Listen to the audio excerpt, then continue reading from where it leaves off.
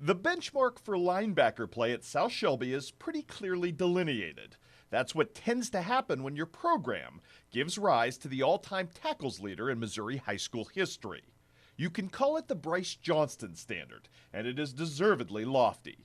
Yet Rob Wilt hasn't exactly been shy in applying it to both Bryce Pfeiffer and Sidney Weir almost from the moment they entered varsity football. A glowing yet daunting indication of just what kind of talent these two kids possessed. And their race to reach that ceiling hasn't disappointed. As sophomores a year ago, the Cardinal linebackers combined for 171 stops, with Pfeiffer emerging as the early alpha dog between the two with a team best 101 tackles. In 2014, it was Sidney's turn to raise the ante.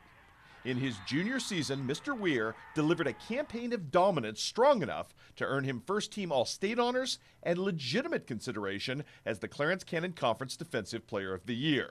Now, that award ultimately went to the equally deserving Reed McBroom of league champion Brookfield, but it's hard to argue that Sidney wasn't at least his equal.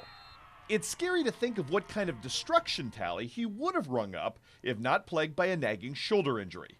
The fact that he was even able to play against Westran, let alone be so effective in the state quarterfinals, speaks to his toughness. And despite that injury, Weir hit All-State quarterback / brick wall Zane Jacoby so hard he forced him into an ultra-rare fumble in the second quarter of that game.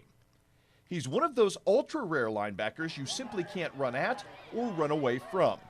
In less celebrated fashion, Sidney found his niche on the offensive line as well, fronting for a Cardinal offense that produced nearly 5,100 yards of total offense, earning him all-conference honorable mention honors there as well. More than that, Sidney Weir has proven to be an exemplary teammate. Leadership through example, and it's a tremendous asset for defensive coordinator Kurt Bowen to build around going forward next season with both Weir and Bryce Pfeiffer back as cornerstones of what could be one of the best overall defenses in Class 1 football next season as these two continue to push each other and the envelope. And who knows, perhaps soon it could be known as the Sidney Weir standard as well.